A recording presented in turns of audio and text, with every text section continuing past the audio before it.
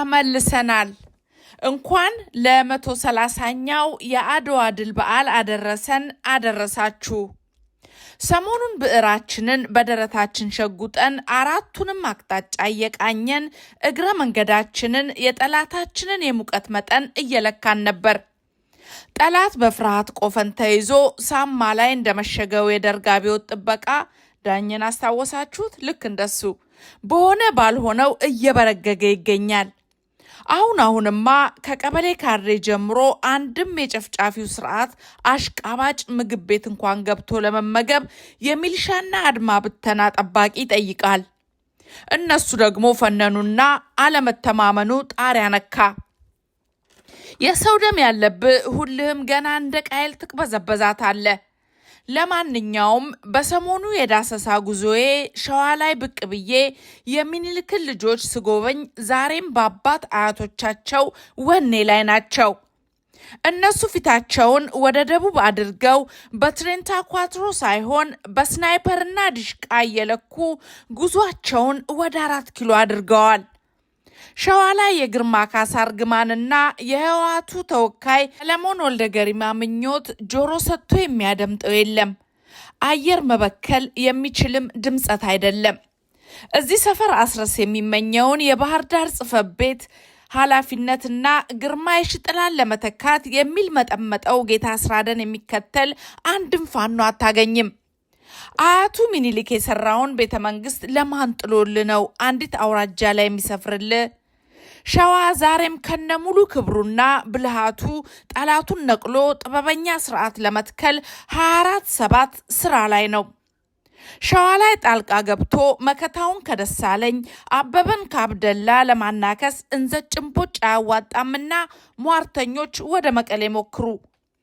አባይ ሸለቆን ተንተርሼ ከበላይ መንደር ዘወር ስል አስደሳችም አሳዛኝም ሁኔታዎችን አየውና በጀግናው በላይ ዘለቀ ማናፍሮ ያውቃል ብለው መንፈሴን የሚያድሱ ትንታግ ፋኖዎችን አግኝቼ ጠላ በዋንጫ እየተጎነጨን ጥቂት አወጋን።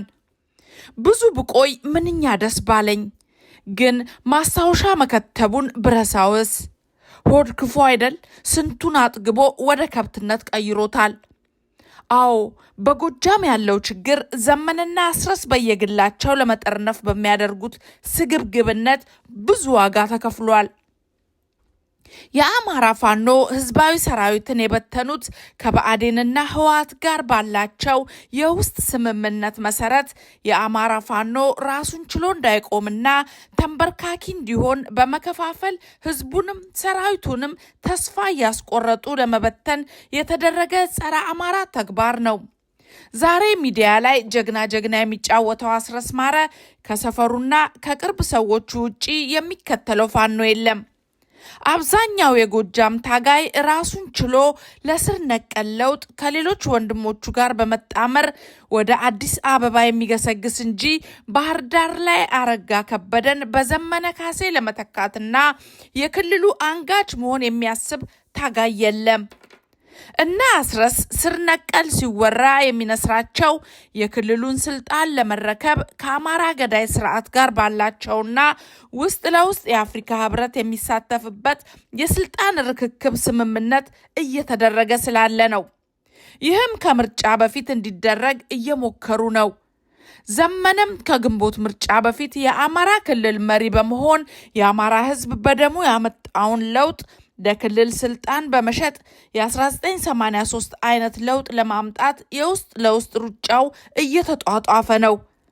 ችግሩ ፋኖም ህዝቡም ዲያስፖራውም ከስር ነቀል ለውጥ ውጪ ንቅንቅ የሚል አልሆነም። የጎጃም ጉዞዬን አልጨረስኩም። የዲያስፖራውን ነገር ካነሳው አይቀር የአፋብኃ በተለይም የዘመንና አስረስ ሰዎች ፊት ለፊት የሚነገር የፖለቲካ አጀንዳ በማጣት በውስጥ አባላት መመልመልና ገንዘብ ማሰባሰብ ስራ ላይ ተሰማርተዋልና ለምንና ለማን ብለህ ጠይቅ። ትናንት በደረሰኝ መረጃ መሰረት አስታራቂ ነበርን ያሉት ሽማግሌዎች የውጭውን ድጋፍ እንድናሳልጥ አፋብን ደሞዝ ይክፈለን ሲሉ መጠየቃቸው ተነግሯል። ትግሉ ግን ኢትዮጵያ ነው ወይንስ ሰሜን አሜሪካና እንግሊዝ? ጎጃም እንመለስ። የዘመንና ያስረስ ቡድን ራሱን በራሱ እየበላ ግማሹ ወደ አብይ አህመድ፣ ግማሹ ወደ አረጋ ከበደ፣ ከፊሉ ወደ የቤቱ እየተመለሰ ሲሆን የትግሉ ባህሪ የገባቸውና በጽናት ለመታገል የወሰኑት ጀግኖች ዛሬም ከአስረስ ማረሴራና ከአብይ አህመድ ገዳይ ሰራዊት ጋር በመፋለም የበላይን ስም ዳግም በማስጠራት ላይ ናቸው። እውነተኛው ፋኖም ይህ ነው። ሰሞኑን ከከዱት ወደ 31 የዘመነ ወዳጆች መካከል የኮማንዶ አሰልጣኙ ቻቻ የዘሜ ቀኝ እጅ ከሚባሉት አንዱ ሲሆን ምናልባትም ቦታ ለማደላደል የተላከ ሊሆንም ይችላል የሚል ግምት ተወስዷል። ዛሬም ጎጄ መለኛው ወኔው ሙሉ ነው።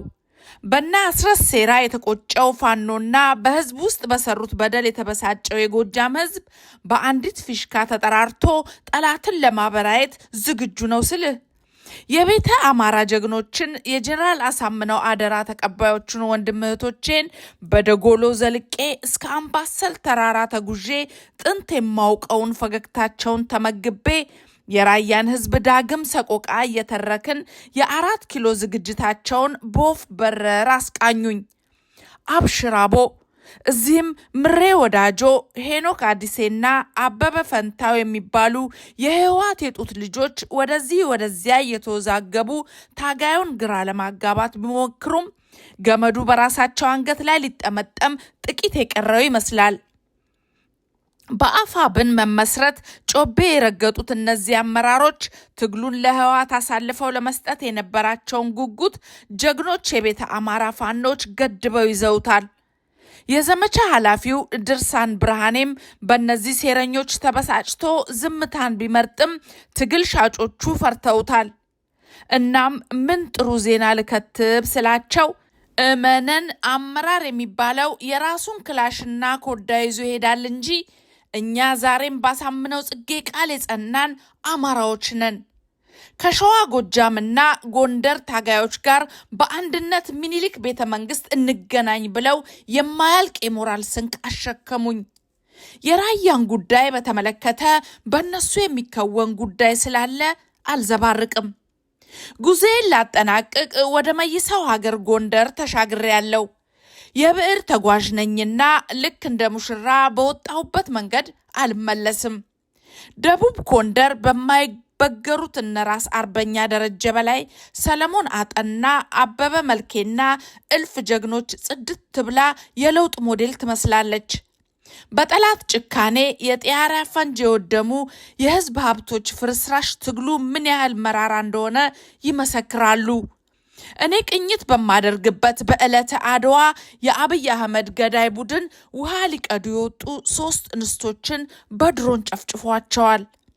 ጎንደር ላይ ክንፉን የተመታው ጠላት የፋኖዎችን አንድነት ለመበታተን በጣም ከፍተኛ በጀት መድቦ እየተንቀሳቀሰ ቢሆንም ችግሩን በጥንቃቄ ለማለፍ ከጦርነቱ በላይ ትግል እየተደረገበት ይገኛል።